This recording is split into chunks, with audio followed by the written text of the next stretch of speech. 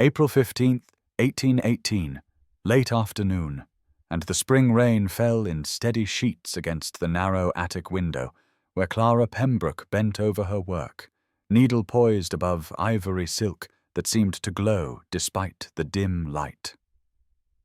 At 32, she had long since grown accustomed to this particular ache in her shoulders, this familiar strain behind her eyes that forced her to remove her spectacles every quarter hour and press her fingers to the bridge of her nose. The dress spread across her workbench was a wedding gown, though not her own. Never her own. It had belonged first to her cousin Lydia, radiant Lydia, who had married Lord Hastings just 8 months prior in a ceremony that had filled St. George's with white roses and whispered envy. Now Clara was altering it for Eleanor, the second cousin to secure an advantageous match, soon to become Lady Sinclair, with all the consequence that title implied. Her needle moved with practiced precision through the delicate fabric, adding seed pearls along the bodice in a pattern she had designed herself, a pattern no one but she would ever know was her creation. This was Clara's gift and her curse, the ability to make beautiful things that other women would wear into beautiful lives while she remained here in this cramped space under the eaves of Madame Montague's dress shop, surrounded by silks and satins and laces that would never adorn her own unremarkable form. She had learned not to imagine herself in these gowns, had trained herself over years to see only the technical challenges they presented, the way light caught on beadwork, the precise tension required for stitches in such fine materials. But sometimes, when the rain fell like this and the afternoon stretched long and grey, she could not help the small rebellion of her thoughts. She wondered what it might feel like to be seen, truly seen, not as the poor relation with the steady hands and the accommodating nature, but as a woman worthy of regard. The notion was foolish, she knew. Her mirror told her daily what the world had long since confirmed. She was plain where her cousins were lovely, aging where they had been fresh, invisible where they had been luminous. Her hands were her finest feature, long-fingered and clever, but who looked at hands when there were faces to admire? Who noticed the artistry in her stitching when the woman wearing the dress drew every eye? Clara set down her needle and flexed her cramped fingers, listening to the rain and the distant sounds of the shop below. The murmur of wealthy clients being attended to by women with more beauty and less skill than she possessed.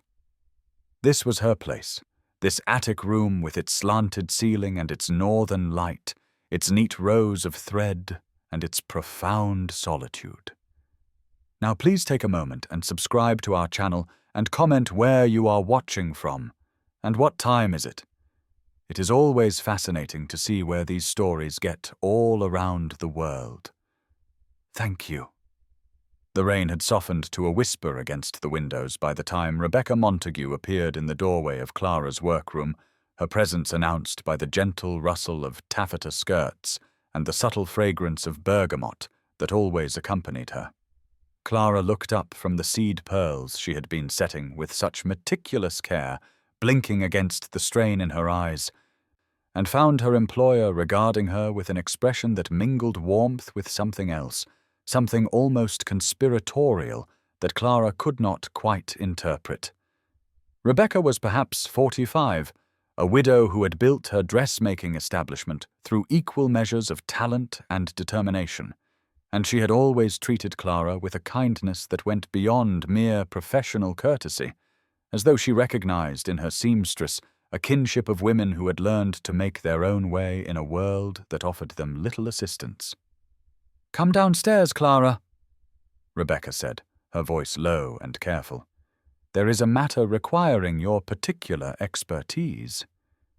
Clara set aside the wedding gown with its half-finished embellishments, removed her spectacles, and followed Rebecca down the narrow staircase that connected her attic domain to the elegant rooms below, where clients were received and fittings conducted. The shop had grown quiet in the early evening hour, The last customers departed, and the showroom glowed softly in the light of candles being lit by Jenny, the young shop assistant who bobbed a quick curtsy as they passed. Rebecca led Clara to the private fitting room at the back of the establishment, a space reserved for the most prestigious commissions, and there upon the velvet-draped table lay something that made Clara catch her breath. It was a christening gown, clearly very old, the lace so delicate it seemed spun from morning mist, the tiny stitches worked by hands long since dust. The fabric had yellowed slightly with age, and there were places where the threads had weakened. Small tears that would require extraordinary skill to repair without destroying the integrity of the original work. "This arrived this afternoon," Rebecca said quietly, and her voice carried a weight that suggested this was no ordinary commission. "It belongs to the Duke of Ravencross. He requires it restored for his godson's christening next month. He was quite specific that only our finest seamstress should touch it, that it is a family heirloom of great sentimental value." Clara felt her hands tremble slightly as she reached out, not yet touching the gown, but hovering above it as though she might divine its secrets through proximity alone. "The Duke of Ravencross," she repeated, the name carrying with it all the whispered rumors that circulated through London, drawing rooms and servants' halls alike. Rebecca nodded, watching Clara's face carefully. "The very same," she confirmed. "I confess I know little of him beyond his reputation, which is considerable and not altogether reassuring. They say he is dangerous, that he has fought more duels than any gentleman should, that he gambles fortunes on the turn of a card, and has broken hearts across 3 counties. They say also that he has never shown interest in marrying, that he keeps himself apart from the usual society matchmaking, that there is something solitary and rather forbidding about him. But his man of business was most courteous when he delivered the gown, and the Duke's instructions were clear.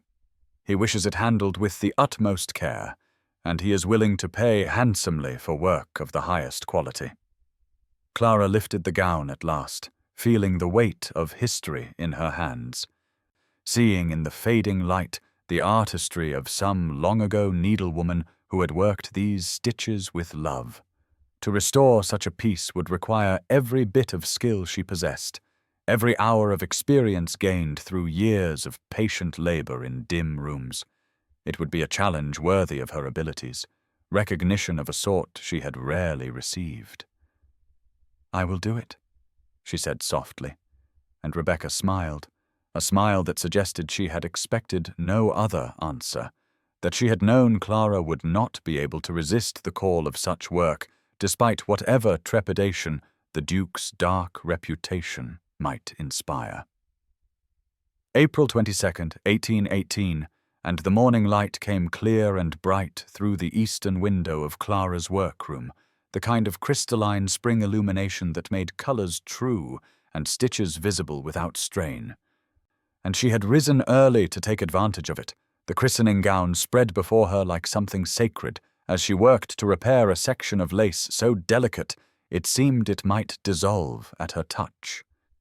She had been absorbed in this precise surgery of thread and patience for perhaps 2 hours, her world narrowed to the microscopic landscape of warp and weft, the careful navigation of her needle through fabric that had survived a century only to require her intervention now, and she was so thoroughly lost in this meditation of craft that she did not hear the footsteps on the stairs, did not sense the presence in her doorway until some instinct made her glance up to find a man watching her with an intensity that stole the breath from her lungs. He was tall and dark in a way that suggested danger rather than mere coloring. His coat fitted perfectly across shoulders that spoke of physical power, his face angular and severe, marked by experiences she could not begin to guess at.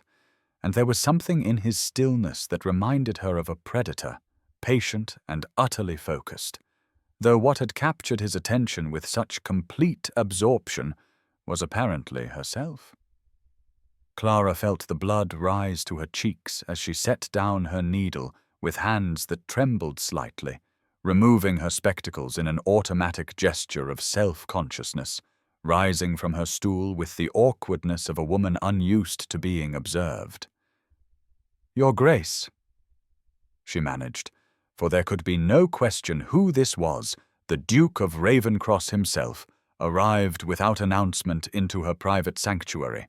She had not expected him to come here, had assumed Rebecca would handle any consultation about the gown, and his presence in this small space made the room feel suddenly smaller, the air thicker, as though he brought with him some quality that displaced the ordinary atmosphere.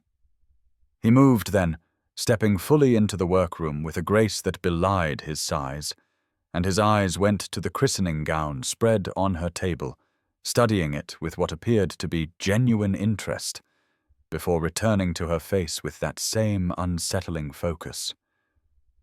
"You have nearly completed it," he said, and his voice was deep and carefully modulated, the accent of education and privilege.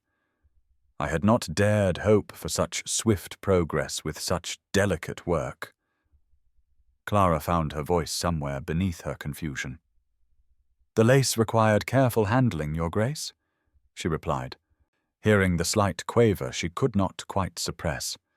Some of the original stitching had weakened with age, but the pattern was still evident enough to guide the restoration. "I have tried to remain faithful to the original needlewoman's intent." He stepped closer, close enough that she could detect the scent of sandalwood, and something else, something masculine and indefinable. And he bent to examine the gown with what seemed to be genuine understanding of the work she had done. "You have extraordinary hands," he said quietly, and the intimacy of the observation made her pulse quicken with alarm. "I watched you working just now, before you noticed me, and I have never seen such complete absorption, such unity of intention and execution. You were not merely repairing lace, Miss Pembroke. You were communing with it to me." The words were so unexpected, so far beyond any response she might have anticipated, that Clara could find no reply, could only stand there feeling exposed and strangely vulnerable, as though he had seen something she had not intended to reveal. He straightened then, and his dark eyes met hers directly. "I find I am in need of additional work," he said, and there was something deliberate in his tone that suggested this was not entirely about needlework, something personal that would benefit from your particular artistry. "Something personal," he had said, and the words hung in the air between them with a weight that Clara could not quite comprehend, her mind still reeling from his observation about her hands, about the communion he claimed to have witnessed between herself and the lace she had been repairing. She took a small step backward, a reflexive retreat from the intensity of his presence, and found herself pressed against her work table with nowhere else to go in the small confines of her attic sanctuary. "What manner of work did your Grace have in mind?"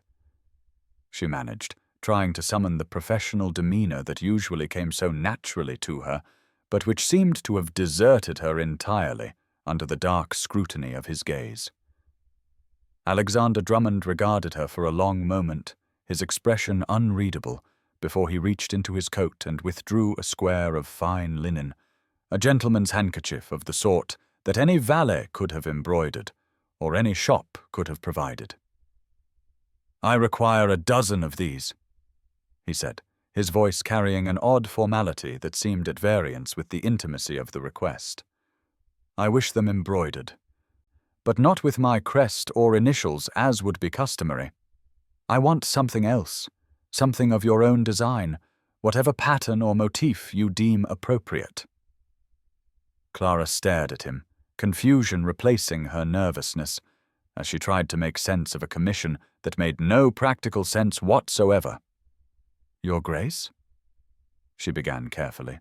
"Surely your household staff could accomplish such work, or any of a dozen shops in London could provide embroidered handkerchiefs to your specifications. There is no need to trouble yourself with such a minor matter."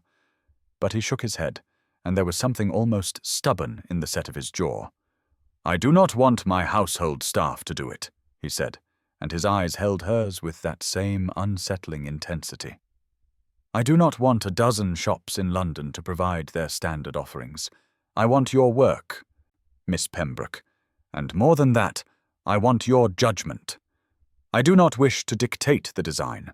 I wish you to choose it, to select whatever you think appropriate, to apply your own artistic sensibility to this commission." It was the most irregular request Clara had ever received, stripping away the usual dynamic where a client specified their requirements and she executed them with faithful precision. He was asking her not merely for her skill, but for her taste, her creativity, her personal aesthetic judgment, and the intimacy of that request felt almost improper, as though he were asking to see something private and unguarded.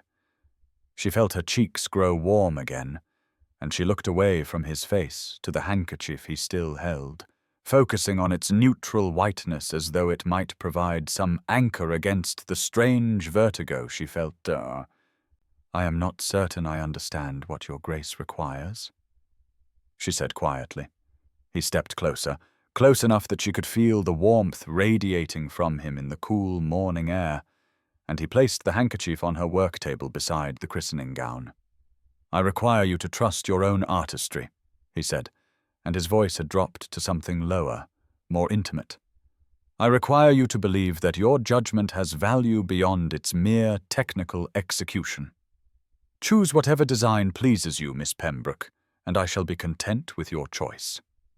Then he was gone, his footsteps retreating down the stairs, leaving Clara standing alone in her workroom with a commission she did not understand, and a confusion that went deeper than mere professional bewilderment. And when Rebecca appeared in the doorway moments later with a knowing expression that suggested she had observed the Duke's departure, Clara could only shake her head mutely, unable to articulate the strange mixture of fear and something else, something that felt dangerously like hope, that had taken root beneath her ribs. May 3rd, 1818, and the afternoon had brought with it the kind of warmth that promised summer was approaching, the light slanting through Clara's workroom window with a golden quality that made her think of honey and harvest, though such pastoral thoughts were far from her usual urban existence, and she had just finished folding the completed handkerchiefs into their linen wrapping when she heard his footsteps on the stairs, and her heart performed that now familiar acceleration that both alarmed and exhilarated her.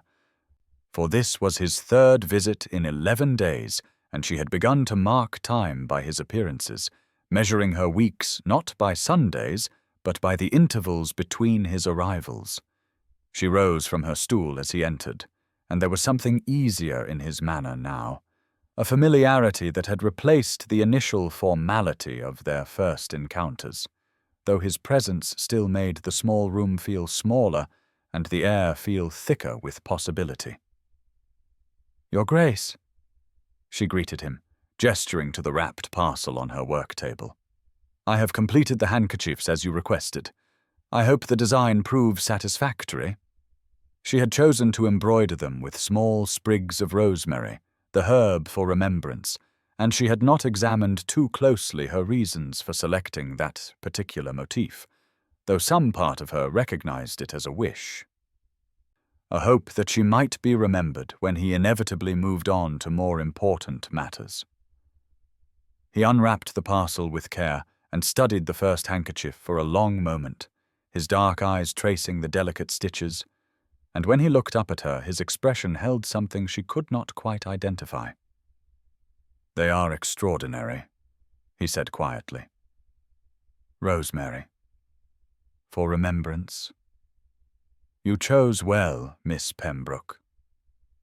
The fact that he recognized the symbolism made her pulse quicken again, suggesting an education and sensibility beyond mere aristocratic privilege, and she found herself smiling despite her intention to maintain professional distance. "I am pleased they meet with your approval," she managed. And then, because some reckless part of her wanted to prolong his visit, she added, I have also sketched some preliminary designs for the waistcoat embroidery you mentioned, if your Grace has time to review them." It was forward of her, she knew, to assume he would wish to linger, but he settled into the chair near the window as though he had all the time in the world, and when she brought him her sketchbook, their fingers brushed, and the contact sent a shock through her that she felt to her bones. He studied her drawings with apparent genuine interest, asking questions about thread choices and stitch techniques.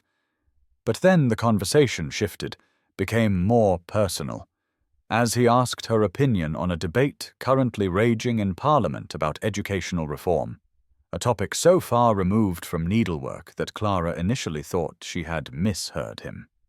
When she hesitantly offered her thoughts, born of her own limited education and her observations of the women who worked in Rebecca's shop, he listened with complete attention, his dark eyes never leaving her face, and then he responded with his own views, and suddenly they were having a conversation, a real exchange of ideas, as though her thoughts had value beyond their utility to his wardrobe. And Clara felt something dangerous blooming in her chest, a hope she knew she should suppress, but could not quite extinguish, even as she warned herself that his courtesy was merely good breeding, that a duke speaking kindly to a seamstress meant nothing more than a gentleman being polite to someone providing a service. And yet when he finally departed, taking the handkerchiefs and promising to return in a week to discuss the waistcoat further, she found herself standing at her window watching his figure disappear down the street, and she realized with a mixture of terror and wonder that she was waiting for him, that she had begun to hope for his visits, and that this hoping was the most dangerous thing she had allowed herself in years. May 10th, 1818, and the evening had brought Clara to her Aunt Margaret's house in Bloomsbury for the weekly family dinner that had become both ritual and ordeal, the kind of obligation that could not be avoided without causing offence, yet which she never anticipated with anything approaching pleasure. And as she sat in the familiar dining room, with its pale yellow wallpaper and portraits of ancestors who had never acknowledged her branch of the family, she felt the familiar sensation of becoming invisible, of shrinking into herself until she occupied as little space as possible.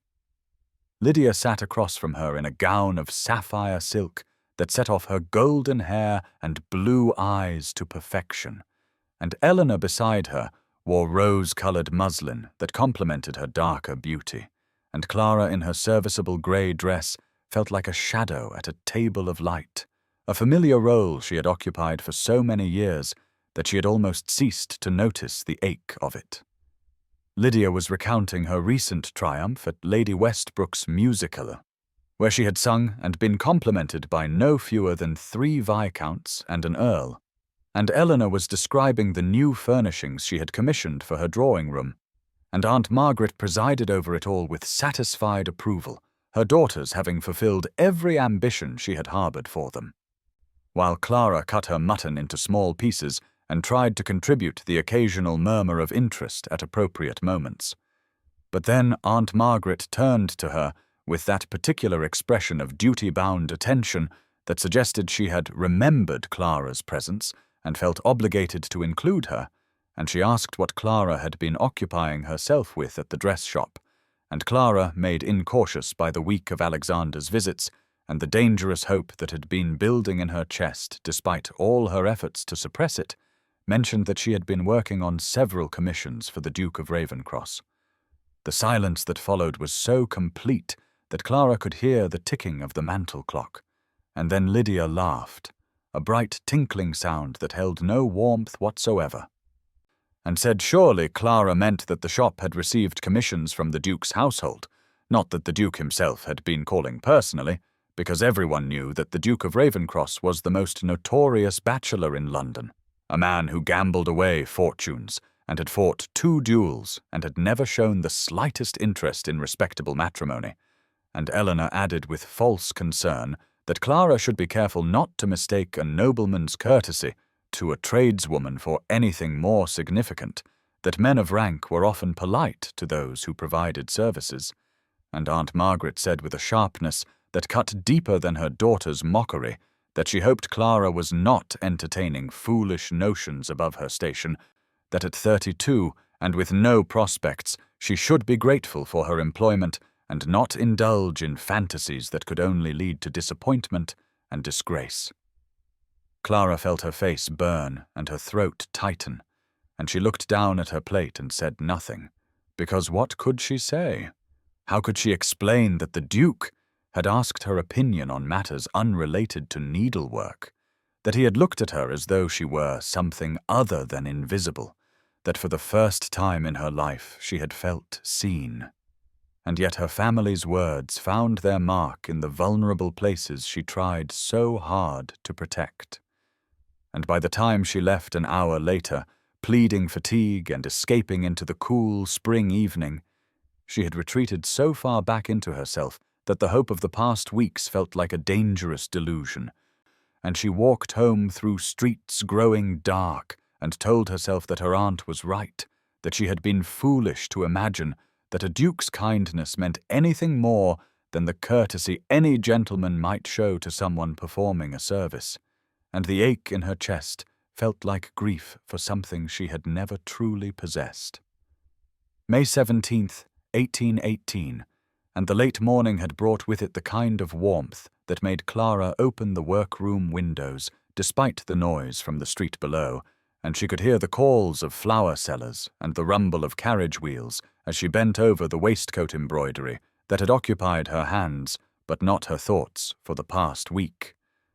Because her thoughts remained trapped in that dining room in Bloomsbury, where her aunt's words had found every vulnerable place in her heart, and reminded her that hoping was dangerous, that believing herself worthy of more than invisibility was a delusion that could only lead to pain.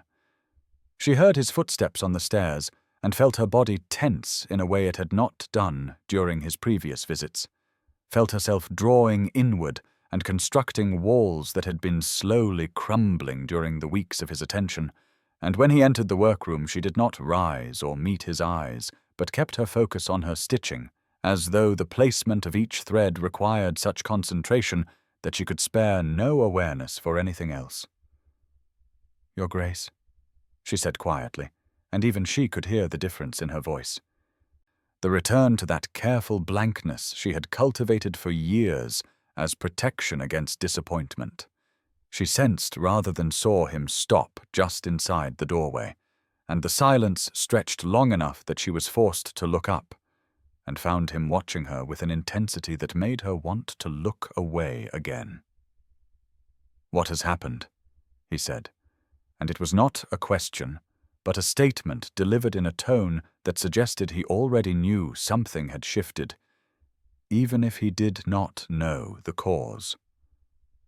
"Nothing, Your Grace," Clara replied, and returned her attention to the embroidery. "I have made progress on the waistcoat, as you can see. I expect to have it completed within the fortnight." He crossed the room in 3 strides, and she felt the air change as he came to stand beside her work table. Too close for propriety.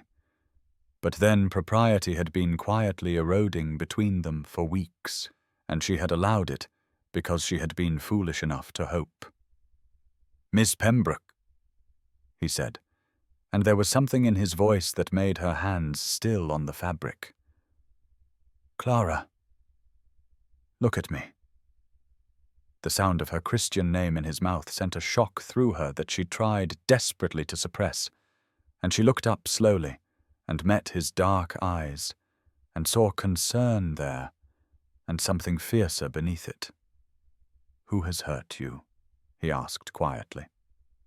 "No one," she said.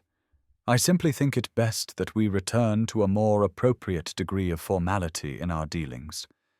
You have been very kind, but I would not wish to presume upon your courtesy or mistake your gentlemanly attention for something it is not." She watched something flash in his eyes, anger, perhaps, or frustration, and he placed both hands on her work table and leaned forward slightly. "Is that what you think?" he said, his voice low and controlled in a way that suggested the opposite of control beneath the surface. "That my attention has been merely courtesy. That I have been kind to you in the way one might be kind to any tradeswoman providing a service." She felt her throat tighten and could not answer, and he continued, his eyes never leaving her face.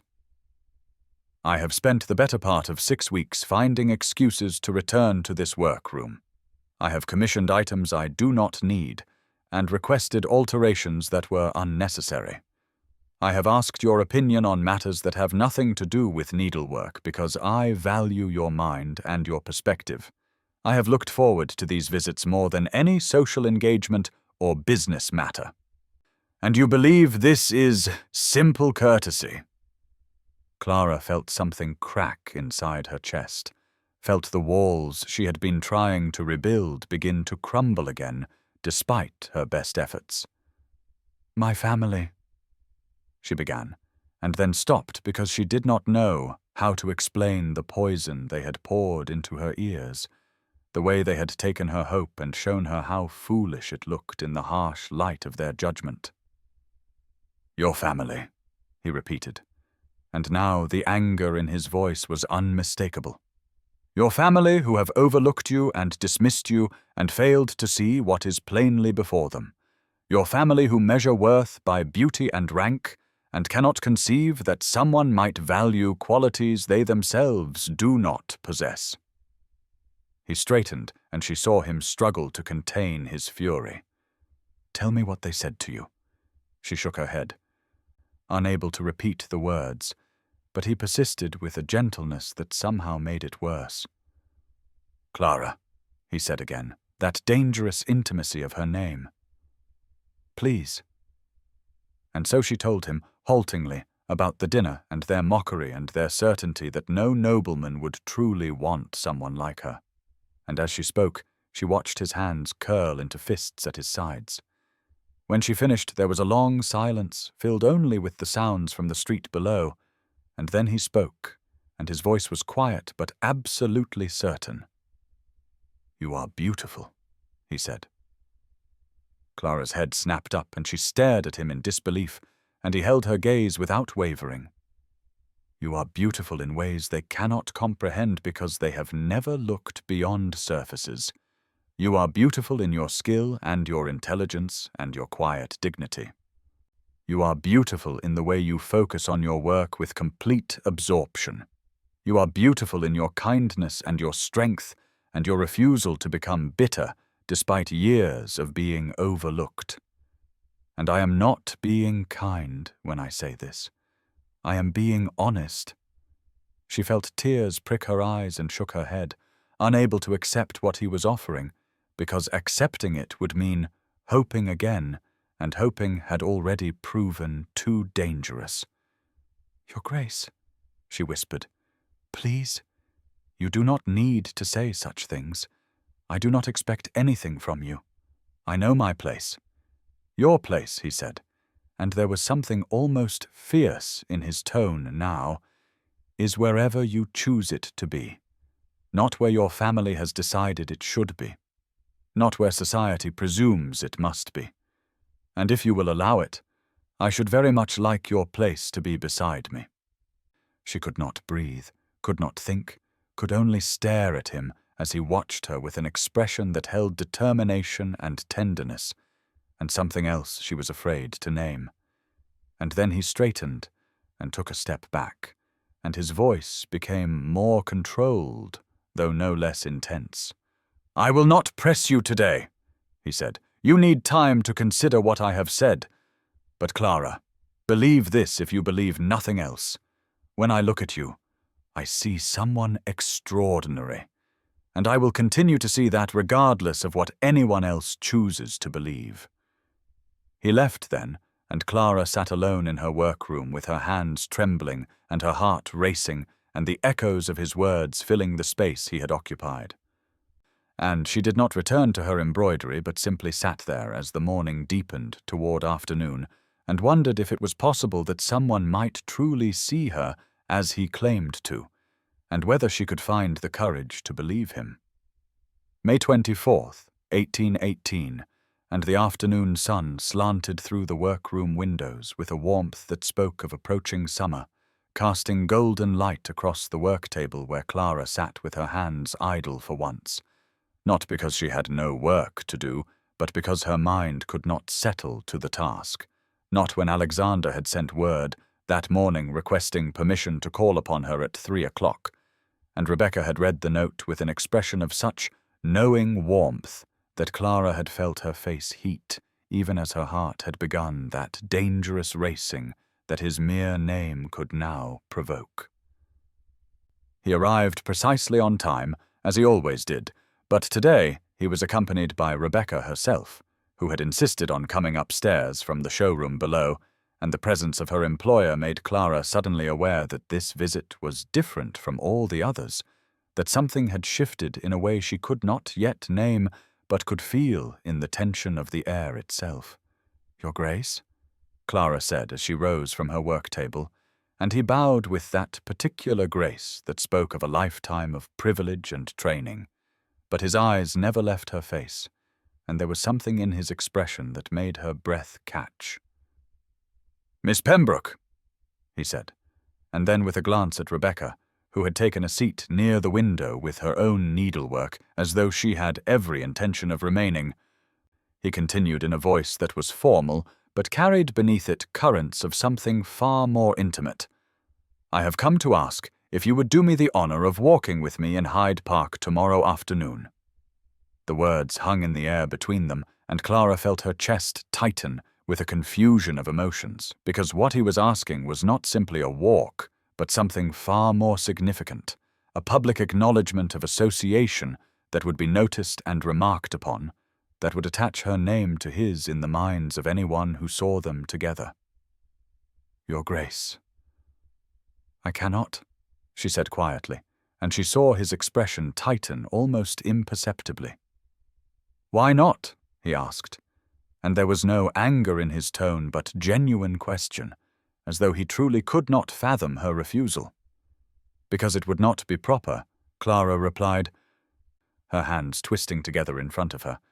"Because people would talk and speculate, and it would cause you scandal to be seen with someone like me in such a public manner." "Someone like you," he repeated, and now there was an edge to his voice. "You mean someone of intelligence and skill and quiet grace, someone who has more dignity in her smallest gesture than half the women of the ton possess in their entire beings." She shook her head, unable to accept his characterization even as her heart yearned to believe it. "I mean someone without rank or fortune or beauty," she said.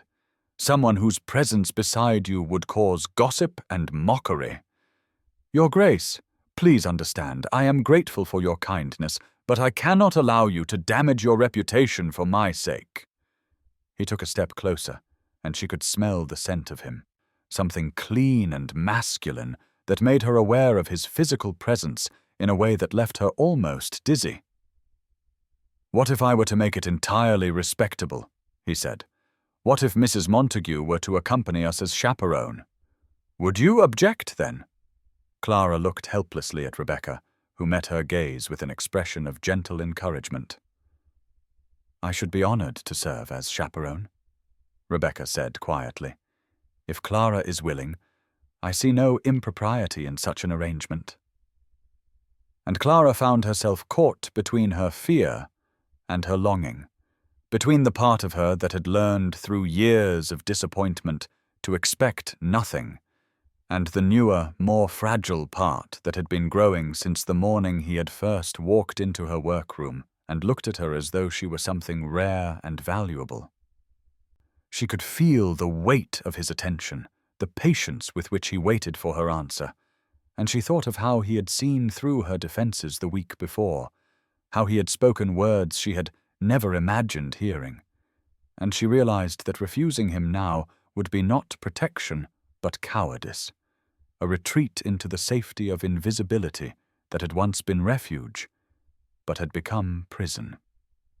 "I would be honored, Your Grace," she heard herself say, and the words came out barely above a whisper, but they carried the weight of decision, of surrender, of terrifying hope.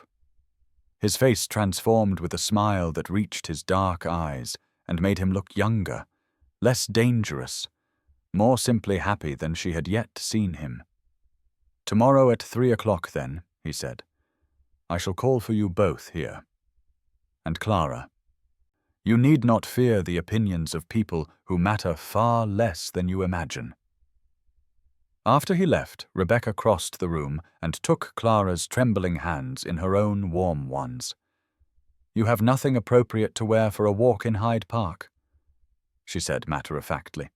"We shall have to do something about that." And so they had spent the rest of the afternoon and much of the evening altering one of Rebecca's own dresses, a pale green muslin that with adjustments to the hem and waist would fit Clara well enough, and as Clara stitched with hands that had finally steadied, she felt something very much like joy beginning to bloom beneath her ribs, fragile and precious, and absolutely terrifying. May 26th, 1818.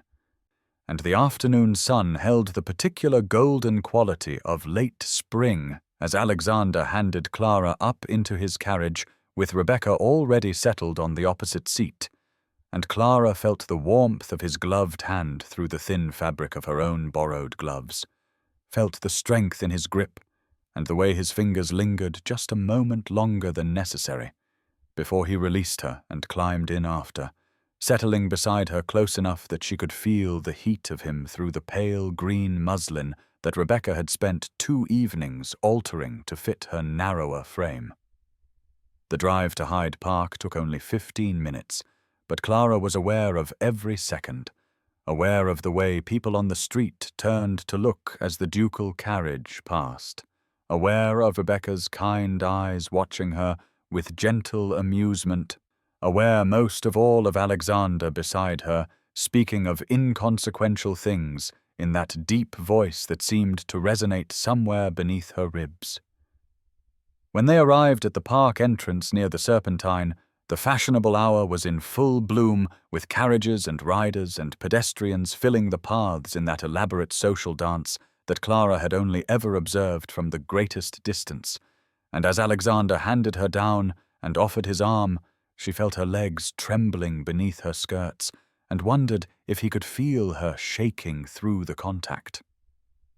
The moment her hand settled into the crook of his elbow, she felt every eye in the vicinity turn toward them, felt the weight of attention like a physical pressure against her skin, and she heard the whispers begin almost immediately, that sibilant hiss of speculation and curiosity that followed them as they began to walk along Rotten Row, with Rebecca a discreet distance behind.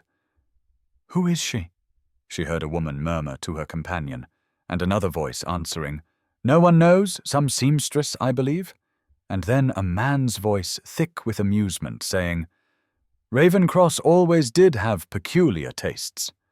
Clara felt her face flush hot, and her steps faltered slightly, but Alexander's hand came to cover hers where it rested on his arm, warm and solid and absolutely steady, and he leaned close enough that she could smell the clean scent of him, and said quietly, "Look at me, not at them."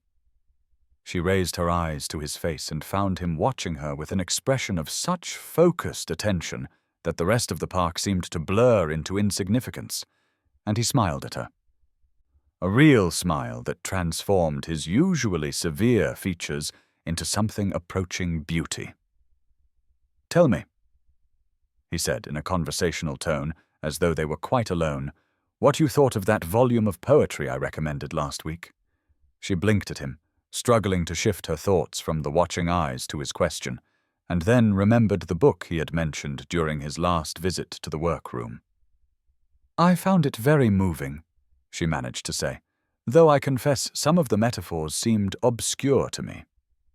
His smile deepened, and they continued walking, and he began to discuss the poems with her, drawing out her opinions and responding to them with a seriousness that suggested he valued her thoughts genuinely, and slowly Clara felt herself beginning to breathe more easily, despite the continued attention from every side. They passed a group of elegant ladies who Clara recognized from descriptions her cousins had given, members of the highest circles of society, and she saw their eyes widen and their heads draw together in immediate gossip. But Alexander merely nodded to them with cool courtesy and continued his conversation with Clara as though nothing else in the world held any interest for him. Near the water's edge they paused to watch the swans gliding across the sunlit surface, and Alexander adjusted their position slightly, his hand moving to her elbow to guide her, and even through her sleeve and his glove she felt the warmth of that contact like a brand, felt the intimacy of it in a way that made her breathless. "This is where I come sometimes in the early morning," he said quietly, "when I need to think. It is quite different without the crowds, peaceful in a way that allows clarity." She looked up at him and saw that he was gazing out across the water with an expression of unusual openness. "You are sharing your private places with me," she said softly, and he turned to meet her eyes. "I am sharing everything with you," he replied, and there was such weight in those simple words that Clara felt something shift and settle in her chest, some last barrier beginning to dissolve. They walked for another 20 minutes, and Clara gradually became less aware of the watching eyes and more absorbed in the simple pleasure of his company, the way he listened to her words as though they mattered, the way his presence beside her made her feel both protected and visible in a way she had never experienced. When they finally returned to the carriage, her feet aching slightly in Rebecca's borrowed half-boots and her face warm from sun and attention, she felt as though she had travelled much farther than the circumference of the park's fashionable paths, felt as though she had stepped into a new world where she was no longer invisible, but seen, truly seen, by the one person whose vision seemed to matter more with each passing day. June 2nd, 1818, and the evening had settled over London with that soft twilight that turned the city golden and gentle, and Clara sat in Alexander's carriage beside Rebecca, feeling as though she were travelling to some impossible destination, because he had sent word that morning inviting her to dine at his home in Grosvenor Square, an invitation so shockingly intimate that Rebecca had insisted on accompanying her, despite Alexander's assurance that his own staff would provide adequate chaperonage. And now, as the carriage drew up before the elegant townhouse with its classical facade and polished brass fittings, Clara felt her breath catch with a mixture of terror and anticipation that had become familiar over these past weeks. The butler who admitted them was an elderly man with kind eyes who showed no surprise or disapproval at Clara's modest appearance, and he led them through an entrance hall that made Clara acutely aware of the vast difference between her world and Alexander's, past marble columns and gilt-framed portraits and furnishings that spoke of generations of wealth and privilege. But then Alexander himself appeared at the top of the staircase and descended to meet them with such genuine pleasure, lighting his severe features, that Clara forgot to feel intimidated by her surroundings. "Miss Pembroke, Mrs. Montague," he said with a bow that was formal, but his eyes when they met Clara's held warmth that made her feel suddenly breathless. "Thank you for honouring my invitation." He led them not to the grand formal dining room that Clara glimpsed through open doors, but to a smaller chamber on the first floor, intimate and comfortable, with only a single table set for 3, and Clara realized with a jolt of understanding that he had deliberately chosen this space to make her feel less overwhelmed, that he had considered her comfort in every detail. Another gentleman rose as they entered, a man perhaps 40 years of age, with a military bearing and an open, friendly face, and Alexander introduced him as Francis Carstairs, his oldest friend, and Clara saw the way Francis looked at her with frank curiosity, and something that might have been approval. Francis had served with Alexander in Spain during the war, and after a brief exchange of pleasantries he excused himself with a bow, explaining that he had another engagement, but Clara understood that his presence had been meant to further establish the respectability of the evening, another consideration for her reputation. The dinner that followed was unlike anything Clara had experienced, not because of the food, though it was excellent, but because of the conversation that flowed between them with an ease that felt both natural and precious, and she found herself speaking of things she had never shared with anyone: her childhood love of stories, her discovery that needlework could be a form of artistry, her quiet dreams that she had thought long buried. Alexander listened with that complete attention he always gave her, asking questions that revealed genuine interest. And then he began to share his own history in a way he had not done before, speaking of his parents who had died when he was 19, leaving him suddenly responsible for vast estates and a dukedom he had not felt prepared to manage, of the loneliness of his position that had made genuine connection nearly impossible because everyone who approached him wanted something, or feared him, or saw only his rank and never the man beneath. "I learned early to trust very few people," he said quietly, his dark eyes holding hers across the small table, while Rebecca sat nearby with her needlework, affecting not to listen, but Clara knew she heard every word. "I learned that most of society is concerned only with appearance and advantage, and that sincerity is rare enough to be remarkable." And then, with a slight smile that transformed his face, he added, "Which is why, when I encounter it, I recognize its value immediately." Clara felt her throat tighten with emotion she could not name, something too large and overwhelming to be simple gratitude. "You speak as though I am somehow exceptional," she said softly, "but I am only a seamstress with no particular distinction. You are a woman of integrity and talent who has remained kind despite being overlooked," he replied, and there was such conviction in his voice that Clara felt tears prick at her eyes. "You are honest and true, and you see the world clearly without the distortions of vanity or greed. Those qualities are far more rare than beauty or rank and infinitely more valuable." They sat for another hour in that intimate room while the candles burned lower and the summer darkness deepened outside the windows, and Alexander told her of his estate in Derbyshire, where he spent as much time as duty allowed, describing the hills and forests with such vividness that Clara could almost see them, and he spoke of his hope to fill the empty nurseries there, to have a family that would transform the silent halls into a home.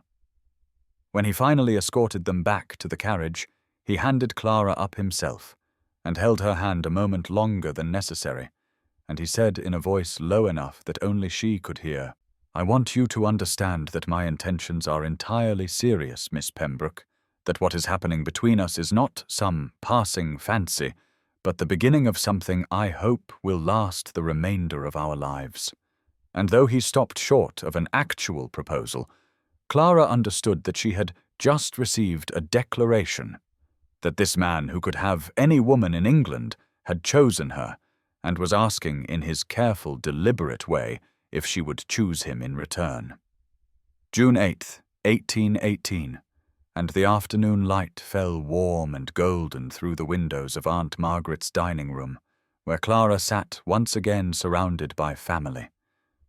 But this time everything was different, because she carried within her a joy so profound and transformative that she felt it must be visible in her very bearing, and indeed, when she had arrived, Lydia had looked at her with narrowed eyes and said, "You look remarkably pleased with yourself, cousin. What has happened?" And Clara had taken a breath, and allowed herself to speak the words that still felt impossible, even as they were true. "The Duke of Ravencross has been courting me these past weeks, and his intentions are entirely serious." The silence that followed was so complete that Clara could hear the ticking of the mantel clock and the distant sounds of carriages in the street. And then Lydia laughed, a sharp, bright sound without warmth, and said, "Courting you? Clara, really, you must not mistake politeness for genuine interest. The Duke is merely being kind about your needlework." Eleanor, who sat beside their aunt, spoke more gently, but with equal dismissiveness, saying, "Surely you understand that a man of his rank and fortune could never seriously consider a match with someone in your position. He must have dozens of eligible ladies pursuing him."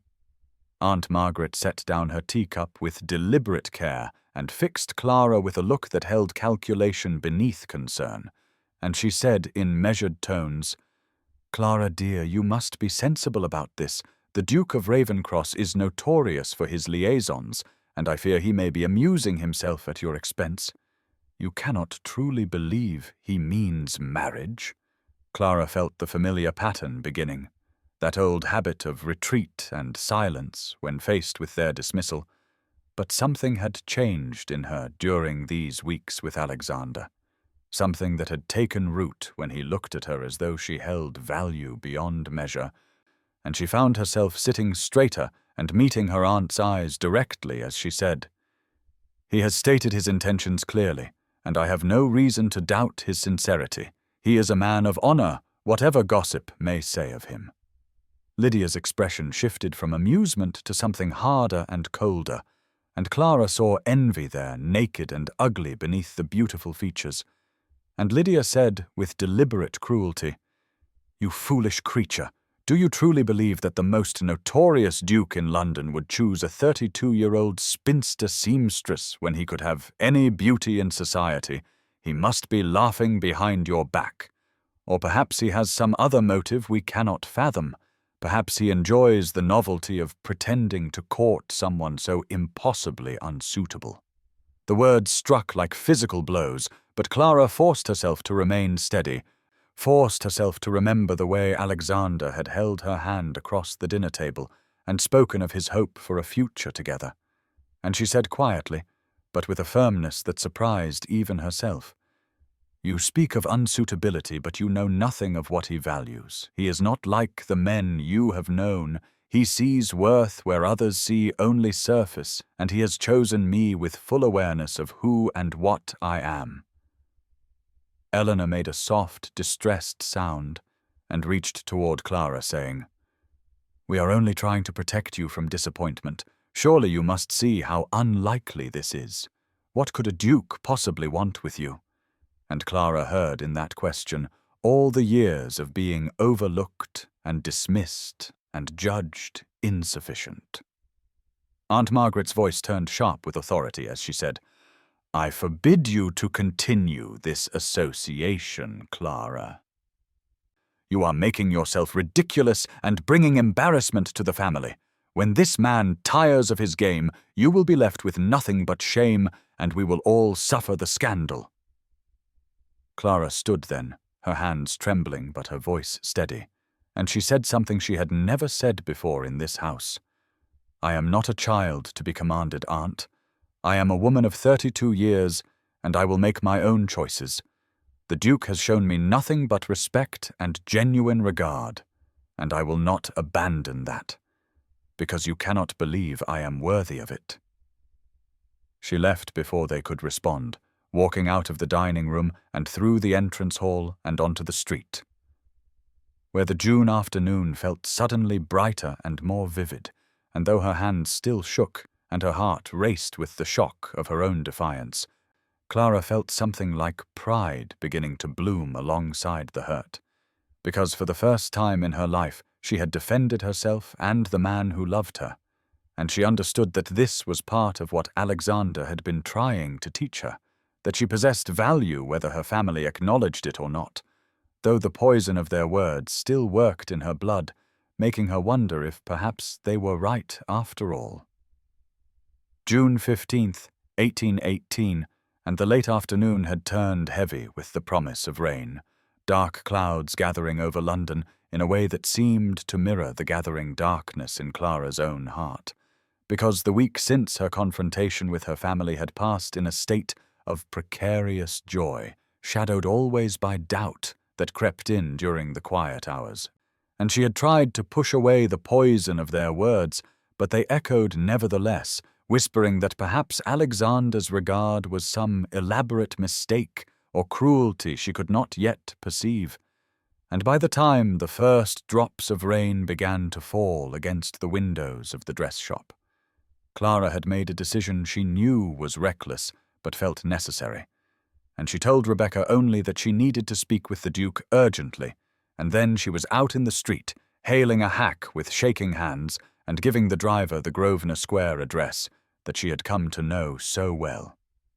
The storm broke in earnest as the carriage rattled through the streets, rain sheeting down and turning the roads to rivers of mud. And Clara sat gripping her hands together, feeling her heart race with something between desperation and determination, because she needed to hear him say again that this was real, that his intentions were true, that she was not deluding herself into believing an impossible dream. The butler who opened the door at the townhouse looked startled to see her arrive alone and rain-soaked at such an hour. But before he could speak, Alexander himself appeared in the entrance hall as though he had somehow sensed her arrival, and Clara saw his expression shift immediately from surprise to concern as he took in her distressed appearance, and he dismissed the butler with a gesture and drew her into his private study where a fire burned against the afternoon chill and the sound of rain against the windows created an enclosed, intimate atmosphere. "Something has happened," he said without preamble, his dark eyes searching her face with that complete attention that still made her feel transparent and vulnerable. "Tell me what has distressed you." Clara found that the words would not come at first, that her throat had closed around the confession of her weakness. But his hands were warm on her shoulders, and his presence was solid and real before her. And finally she said in a voice barely above a whisper, "My family has made me doubt everything. They say you cannot truly mean to marry me, that I am foolish to believe a duke would choose a penniless spinster seamstress, and I have tried to hold faith in what we have, but the doubts keep returning. And I needed to see you, to hear you tell me again that this is not some mistake or game." She saw something flash in his eyes then, something fierce and almost dangerous, and his hands tightened on her shoulders as he said in a voice low and controlled, but vibrating with barely contained anger, "Your family has done you a great cruelty, Clara. They have spent your whole life making you doubt your own worth, and I will not allow them to poison what we have. So hear me now, and let there be no further question. I love you. I have loved you since I first saw you bent over your work with such complete absorption and grace. I love your kindness and your talent and your honest heart. And I intend to marry you and make you my Duchess, and spend the remainder of my life ensuring that you never again doubt that you are valued beyond measure." Clara felt tears spill over then, tears of relief and overwhelming emotion, and she whispered, "I am sorry. I should not have doubted." But Alexander shook his head and drew her closer, saying, "You have been trained to doubt yourself by people who should have protected you, but I will teach you differently. I will show you every day until you believe it, that you are everything I could want." And then his hands moved to frame her face with a gentleness that belied his fierce expression, and he bent his head and kissed her. And Clara felt the world transform around that single point of contact. Her first kiss given and received with such tenderness that she understood in that moment that whatever the world might say, whatever cruelty society might devise, this was real and true and worth defending. And when he finally drew back, his eyes held promise and determination as he said quietly, "Let them doubt, let them mock. I will show them all exactly how serious my intentions are. No one will insult you without answering to me." June 20th, 1818, and the evening arrived with that particular quality of late spring light that seemed to gild everything it touched, the sky still holding pale blue above the rooftops of Mayfair as carriages began to queue outside Lord Hastings's grand residence on Berkeley Square, and Clara sat in Alegander's carriage, feeling as though she had stepped into some impossible dream, because the gown she wore was rose silk, so fine it whispered with every movement. A gift from Alexander that had arrived that morning with a note in his hand, saying only that he wished the world to see her as he did, radiant and lovely beyond measure.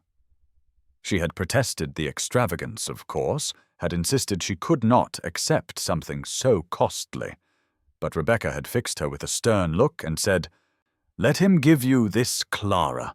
Let him show you that you deserve beautiful things." And so now Clara wore rose silk with seed pearls at the bodice, and felt transformed even as some part of her whispered that she was playing at being something she was not, a seamstress pretending to be a lady. Though when Alexander handed her down from the carriage and looked at her with such open admiration, she felt for a moment that perhaps she belonged in this world after all. The ballroom at Lord Hastings' home was magnificent, all gilt and crystal with hundreds of candles blazing in chandeliers overhead, and Clara felt the weight of every eye as Alexander led her inside with her hand tucked into his arm, his bearing so proud and deliberate that it seemed he wished to announce to all present that she was under his protection and regard. Lydia stood near the entrance in pale blue satin, looking beautiful and cold, and Clara saw shock register in her cousin's expression, followed swiftly by something like fury, because here was Clara, plain, overlooked Clara, arriving on the arm of a duke, while Lydia herself had only managed to secure a baron, and the reversal of their positions was written clearly in every line of Lydia's stiffened posture. The evening progressed in a blur of introductions and curious stares, the whispers following them through every room as society tried to reconcile the impossible pairing of the notorious Duke of Ravencross and an unknown spinster seamstress. And it was in the supper-room that Clara first noticed the 5 men standing together near the windows, their heads bent in conversation and their eyes fixed on her and Alexander with expressions that held derision and resentment, and she recognized them from earlier in the season. Lord Edward Thornhill, who had courted Eleanor before she chose Lord Sinclair, Lord George Ashworth, who had proposed to Lydia and been refused, Sir Philip Langley, who fancied himself a wit and social arbiter, Mr. Thomas Whitmore, whose family fortune was new and whose acceptance was tenuous, Captain James Fairfax, whose military reputation made him welcome everywhere, despite his modest connections, all of them men who had orbited her cousins or sought entry to better society, and who now looked at Clara with unveiled contempt, as though her presence here with Alexander was some personal affront to the natural order. She watched Lord Thornhill say something that made the others laugh, their glances sliding toward her with unmistakable mockery, and though Alexander was engaged in conversation with an elderly duchess and had not noticed, Clara felt the old familiar shame beginning to rise, that crushing awareness of being judged and found wanting, and when she overheard Sir Philip Langley say in a voice just loud enough to carry, "One must wonder what peculiar taste would lead a man of refinement to favor such an unlikely companion. Perhaps the Duke has developed a charitable interest in rescuing unfortunate spinsters," she felt the evening's fragile magic begin to crack around her. June 21st, 1818, and the morning arrived with deceptive gentleness, pale sunshine filtering through the windows of Clara's small room above the dress shop, where she had slept poorly despite the exhaustion from the previous evening's ball, and when Rebecca knocked softly at her door near 8 in the morning with tea and the daily newspapers, Clara felt a flutter of unease at the expression on her employer's face, a mixture of anger and concern that made Clara's stomach tighten even before she saw the folded copy of The Morning Chronicle that Rebecca placed carefully on the table beside the tea tray. "You should read this before you go anywhere today," Rebecca said quietly, her usual warmth overlaid with protective fury, "and know that whatever is printed there reflects only on the cruelty of those who spoke, and not on you." Clara's hands trembled as she unfolded the paper and found the society column. That collection of gossip and speculation that she had never before had cause to read because her life had never warranted such attention. But now her own name appeared in print alongside Alexander's, and the words swam before her eyes as she forced herself to read the account of the previous evening's ball at Lord Hastings' residence.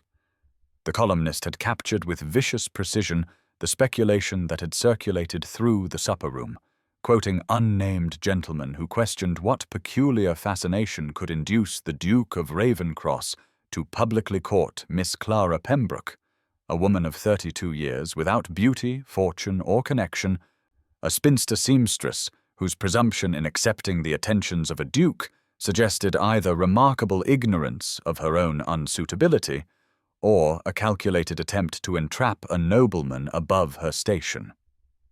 The article continued with what purported to be direct quotations. Lord Edward Thornhill wondering aloud whether the Duke had developed a taste for charity cases. Sir Philip Langley suggesting that perhaps His Grace found novelty in slumming among the working classes. Mr. Thomas Whitmore speculating that no man of sense could intend marriage to such an unlikely candidate, and that the arrangement must be of a more temporary and less honourable nature. And Captain James Fairfax declaring it an insult to every proper young lady of good family that a tradesman's daughter with needle-worn hands should presume to aspire to a duchess's coronet. Each word landed like a physical blow, and Clara felt the fragile confidence that Alexander had so carefully built in her crumble away beneath the weight of public mockery, because here in cold print was every fear she had harboured, every doubt her family had planted, every whispered certainty that she was not good enough and never would be. And surely Alexander would see now what she had always known, that their union would bring him nothing but ridicule and scandal, that she was a millstone around the neck of a man who deserved better. She set down the paper with hands that shook so violently the tea spilled across the table, and Rebecca moved to comfort her, but Clara stood abruptly and said in a voice that surprised her with its steadiness, "I must go to Grosvenor Square. I must speak with the Duke immediately." And though Rebecca protested that it was too early for calling and that Clara should wait until she was calmer, Clara was already reaching for her shawl because she had made her decision, and delay would only weaken her resolve. She would release Alexander from whatever understanding existed between them, would free him to find a woman worthy of his position. And though the thought of never seeing him again felt like death itself, it was the only honourable course remaining to her. June 21st, 1818, and Clara arrived at the Grosvenor Square townhouse near 8:30 in the morning, far too early for proper calling hours, but she could not wait, could not endure another moment with the weight of the newspaper's cruel words pressing on her chest like a stone, and the butler who answered the door looked startled to see her standing there, alone, without even a maid for propriety. But something in her expression must have conveyed her distress, because he admitted her immediately and went to fetch the Duke, leaving Clara standing in the marble entrance hall where she had dined just weeks ago in such happiness. And now everything felt ruined, poisoned by public mockery, and she rehearsed in her mind the words she would say, the graceful release she would offer him, the dignity with which she would withdraw so that he might find a woman worthy of his position. But when Alexander appeared at the top of the stairs, still in his shirt-sleeves with his dark hair slightly disordered, as though she had woken him, when he saw her and his expression shifted immediately from surprise to alarm, and he took the stairs 3 at a time to reach her, all her rehearsed words fled, and she simply held out the newspaper with trembling hands, unable to speak past the tightness in her throat. He took the paper and read it quickly, his jaw tightening with each line, and Clara watched the fury gather in his expression like storm clouds, that dangerous quality she had heard whispered about but never witnessed. And when he looked up at her, his eyes held such cold rage that she took an involuntary step back, before realizing the anger was not directed at her, but at those who had wounded her. And he said in a voice that was terrifyingly quiet, "Who were they, Clara? I need you to tell me exactly who spoke these words." And she stammered out the names: Lord Thornhill, Lord Ashworth, Sir Philip Langley, Mr. Whitmore, Captain Fairfax, all 5 of them standing together in the supper-room, making sport of her presumption. And as she spoke, she saw him commit each name to memory with the precision of a man making a list. And then she forced herself to say what she had come to say, that she released him from any understanding between them, that she could not bear to be the source of scandal and mockery that would follow him if he persisted in this impossible courtship, that she was grateful for the brief happiness he had given her, but she understood now that it could never be, and she watched his expression change as she spoke, the cold fury giving way to something fiercer and more protective. And he crossed the space between them in 2 strides and took her face between his hands with a gentleness that contradicted the violence she sensed coiled in his frame, and he said, "You think I care what those cowards print in their scandal sheets? You think I would abandon you because small men with smaller minds cannot comprehend why I love you?" And the word love, spoken aloud in the morning light of his entrance hall, made Clara's breath catch. And he continued, "I am going to call on each of those 5 men today. I am going to demand satisfaction for the insults they have offered you, and if they refuse to retract their words, then I will meet every one of them and put a bullet through anyone who dares to question your worth or my devotion." And Clara stared at him in shock, because dueling was illegal and dangerous, and men died defending their honor. And she said desperately, "You cannot risk your life for this. I am not worth it." But he silenced her with a kiss that was nothing like the tender first kiss they had shared. This was fierce and claiming and left her breathless. And when he pulled back, he said with absolute certainty, "You are worth everything, and I will prove it to London and to you if I must face 50 men to do so." June 21st, 1818, and the hours that followed. Alexander's declaration passed in a blur of activity that Clara witnessed as though from a great distance, because he had sent her home in his carriage with strict instructions to remain at the dress shop where she would be safe, while he attended to what he called matters of honor. And Rebecca had taken one look at Clara's face when she arrived back, and demanded the full story. And when Clara explained that the Duke intended to challenge all 5 men to duels, Rebecca had gone pale and said that dueling was illegal and dangerous, and that men were transported or hanged if they killed their opponents. But Clara could only repeat what Alexander had told her, that he would not allow the insults to stand, that he would defend her honor even if she believed she had none worth defending. And so she sat in her workroom, with hands too unsteady to hold a needle, and waited while somewhere in London the man she loved was delivering challenges that might result in his death or imprisonment. And the afternoon stretched endlessly until near 4 o'clock, when Francis Carstairs arrived at the shop asking to speak with Miss Pembroke, and Clara rushed downstairs to find Alexander's closest friend standing in the showroom, still wearing riding clothes dusty from travel across the city.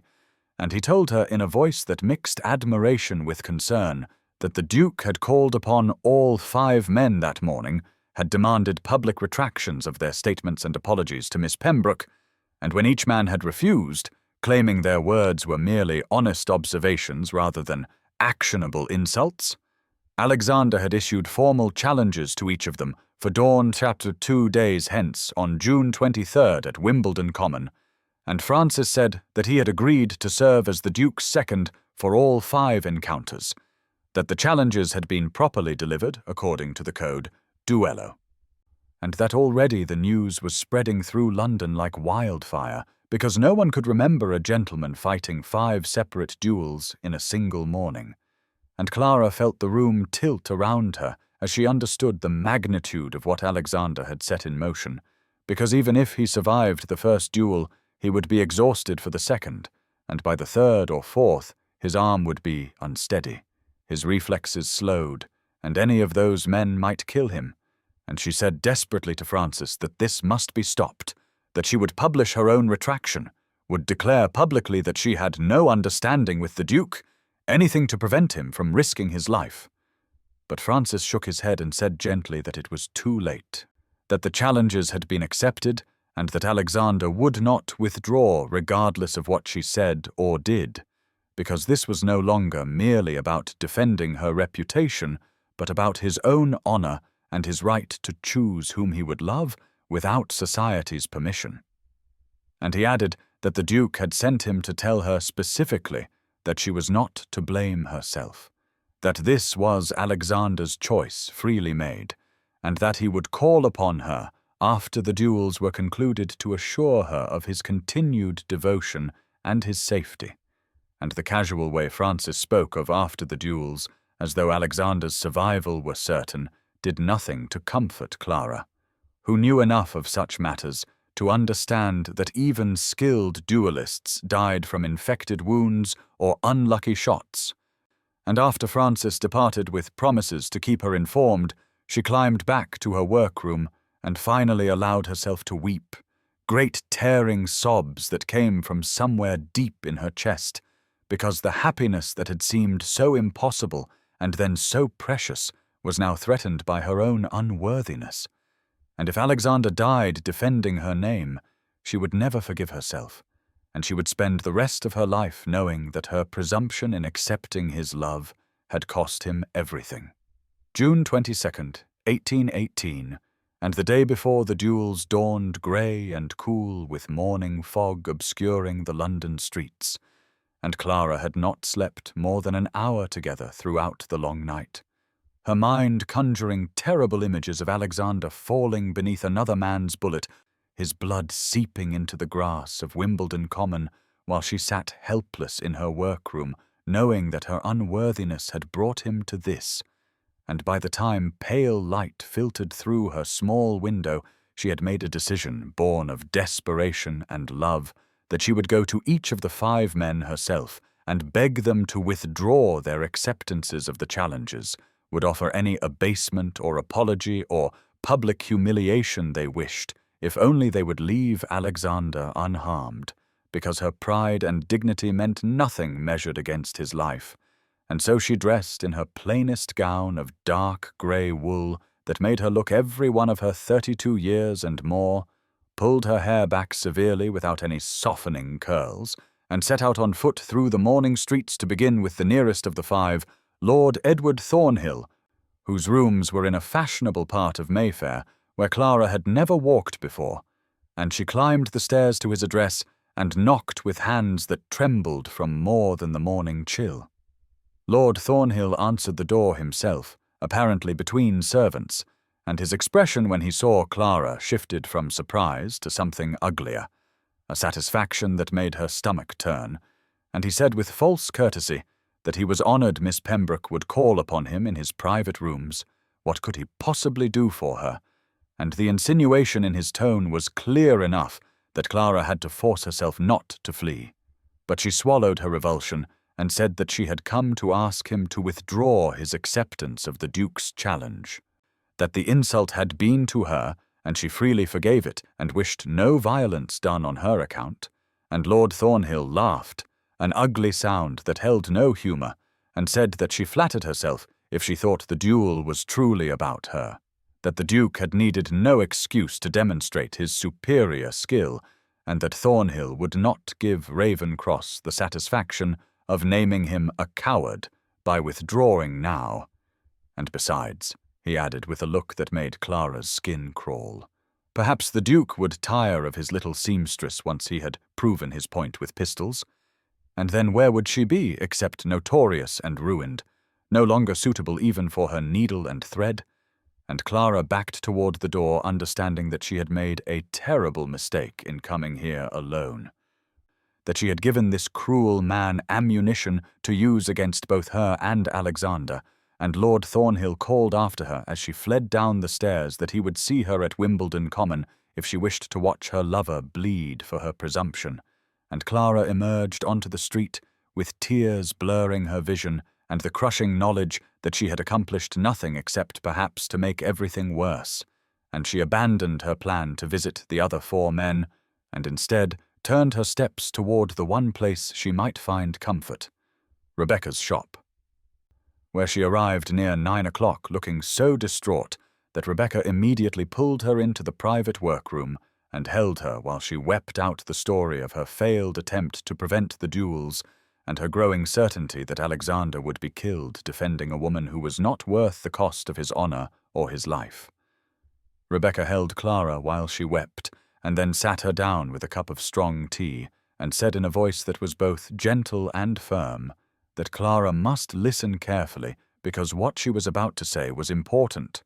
And she told Clara that she had known Alexander Drummond for nearly 10 years, had made clothing for various women in his life, though never a wife because he had never come close to marrying until now, and in all that time she had watched him move through society with a kind of restless dissatisfaction, a man who had everything except the one thing that mattered, which was someone who saw past his title and his reputation to the lonely human being beneath. And Rebecca said that she had observed the Duke during his visits to the shop over these past weeks, and she had seen something in his face when he looked at Clara that she had never seen before, a softness and a hope, and a kind of wonder, as though he could not quite believe his good fortune in finding her. And she told Clara that Alexander was not a fool or a madman, but a man who had finally found what he had been searching for, and who would not give it up, regardless of what society thought or what dangers he had to face. And she said that Clara's belief that she was unworthy of his love was precisely the kind of thinking that men like Lord Thornhill and his companions relied upon to keep women like Clara in their place, accepting the crumbs of life and never reaching for more. And Rebecca leaned forward and took both of Clara's hands in hers and said that the Duke had chosen Clara not despite her age or her station or her plain appearance, but because of who she was beneath all those superficial things, because he had seen her skill and her intelligence and her quiet dignity and her capacity for deep feeling, and he had recognized in her a kindred spirit, someone who like himself had been lonely in the midst of crowds, someone who understood what it meant to be seen only for surface things while the truth of one's character went unnoticed. And Rebecca said that if Clara truly loved Alexander, then she owed him the courtesy of believing that he knew his own mind and his own heart, that she owed him the respect of accepting that his love was real and his choice was deliberate, and most importantly, that she owed him the trust to let him fight for her, if that was what he chose to do, because to deny him that right was to treat him as a child who could not make his own decisions rather than as a man who had weighed the costs and found her worth any price. And Rebecca added that the 5 men Alexander would face tomorrow were skilled enough, but none of them were driven by anything more than wounded pride and social embarrassment, while Alexander would be fighting for love. And that made all the difference, because a man fighting for love was a man who would not permit himself to lose. And Clara sat in silence, absorbing Rebecca's words and feeling something shift inside her chest, a movement away from the self-doubt that had governed her entire life and toward something that felt dangerously like belief. And she realized that Rebecca was right, that her insistence on her own unworthiness was not humility, but rather a kind of pride, an arrogant certainty that she knew better than Alexander what he should want and whom he should love. And she understood that if she truly respected him, then she had to respect his choice, had to believe him when he said she was worthy, had to trust that he knew the value of what he had found in her. And she raised her eyes to Rebecca's face and said in a voice that shook only slightly that she would not try to stop the duels, that she would wait and pray and believe that Alexander would return to her safely, and that when he did, she would accept his love without further doubt or protest, would step into the role of his duchess with whatever courage and grace she could summon, because he deserved a woman who was brave enough to stand beside him rather than one who shrank from the gift he offered. And Rebecca smiled and squeezed her hands and said that this was wisdom, that this was the beginning of Clara truly understanding her own worth. And the two women sat together in the workroom as the afternoon light faded and evening came on, and Clara felt something settle in her heart, a quiet resolution that whatever came tomorrow, she would face it not as a frightened girl, but as a woman who had finally learned to believe she deserved to be loved. June 23rd, 1818, and the morning of the duels arrived with a clarity that seemed cruel in its brightness, the sky pale blue and cloudless, as though nature itself refused to acknowledge the violence about to unfold. And Clara woke in the small room above Rebecca's shop, where she had spent the night, her friend having insisted she not be alone during these terrible hours, and she dressed carefully in a gown of deep blue muslin that Rebecca had chosen for her, saying that if Clara was to wait for news of Alexander's fate, then she would do so, looking like the Duchess she was about to become, rather than a frightened girl in a workroom. And Rebecca herself was already awake and dressed when Clara came downstairs, and the two women took tea in the kitchen, though neither could eat anything.